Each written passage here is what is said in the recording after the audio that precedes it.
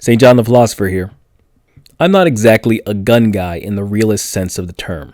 I own a few, I hit the range every few months or so, and I'm fairly familiar with firearms in general.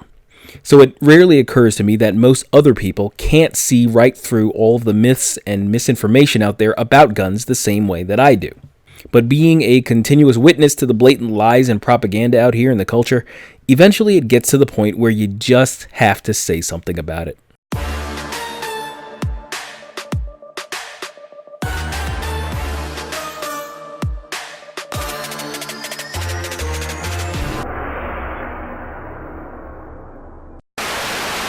I was actually intending to look into a different topic entirely, but this video just sort of materialized right in front of my eyes, so I just had to do it first. By the way, if you want to see more of my content, give it a thumbs up, hit the subscribe button, and ring the bell to get notifications when I post a new one. Back to the matter at hand. It all started with an episode of the TV series called The Rookie. I do have to preface this by saying that I mostly enjoy this show. I'm a fan of Nathan Fillion and tend to gravitate towards his projects. So when this show was announced, I was at least going to give it a shot, and the first season promised good things. Fascinating characters, interesting storylines, and a new perspective on the law enforcement profession. But I was struck by something I saw on the 4th episode of Season 2, which aired on October 20th, 2019. The show introduced a former undercover detective who was returning to riding in a black and white for the first time in years. All attitude and swagger, she was clearly being portrayed as a sort of gung-ho loose cannon on the force. In service to that idea, when it came time to gear up for her first patrol, she requested an AR-15. You really think we're going to need an AR-15? Sure hope so. The first question that came to mind was, do police departments really use AR-15s? A reminder, AR-15s are semi-automatic rifles. You can't lay down any more fire from one of these than you can with one of these. So there aren't a ton of advantages to going with it over your run-of-the-mill sidearm. As usual, I went into research mode and immediately found a listing of LAPD's weapons and equipment. I didn't see an AR-15, but I decided to check out the specs on the first rifle listed, the HK416D. And here's what I found on Wikipedia. What? Did you catch that? Now, to be fair, there's a bit of a complicated history one could cite to defend the use of this terminology. The original Armalite AR-15 design was, in fact, an automatic weapon, way back in 1956. The rights to the design were sold to Colt in 1959, and from there was adapted into what became the M16, the main battle rifle of the US military for several decades thereafter. Colt would go on to create a semi-automatic civilian version simply called the AR-15.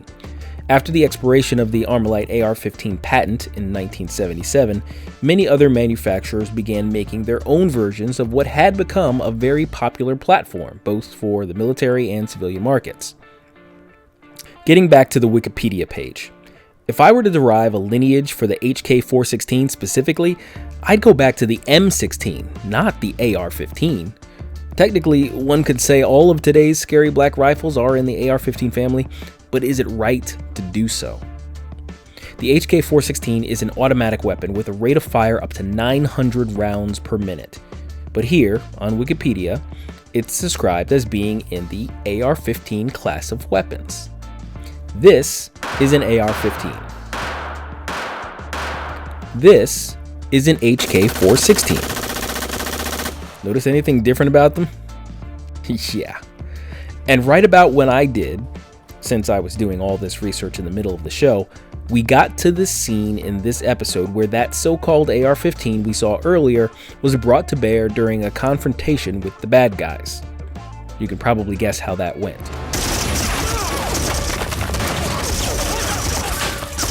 All of this is purposeful.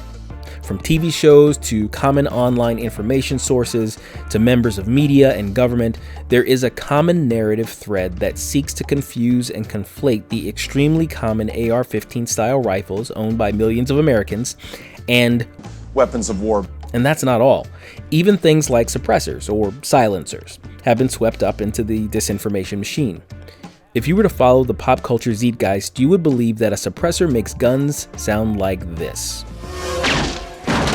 when in fact, a suppressed gun still sounds like a gun, loud, but about 30 decibels less than usual.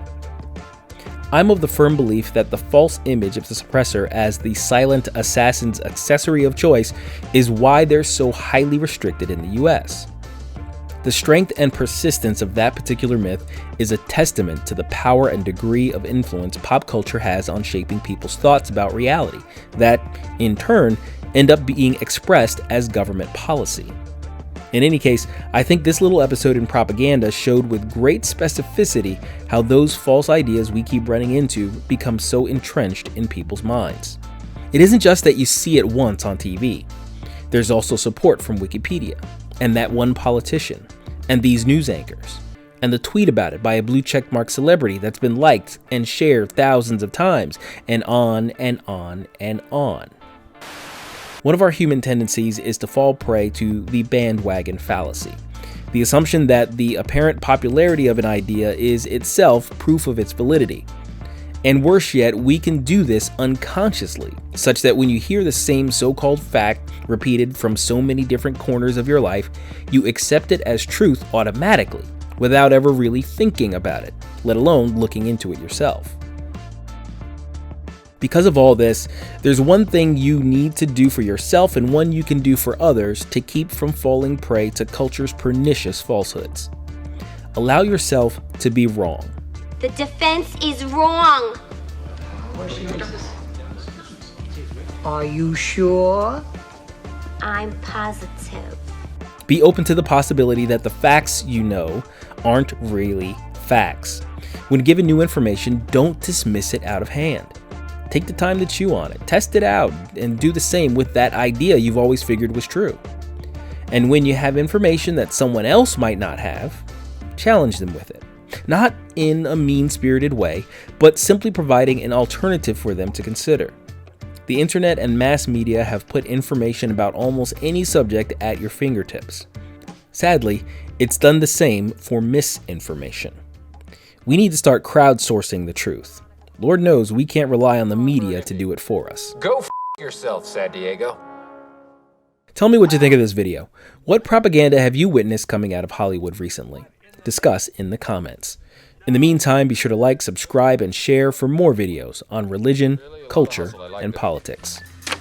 That's all for today. Goodbye, God bless, and we'll see you in another video.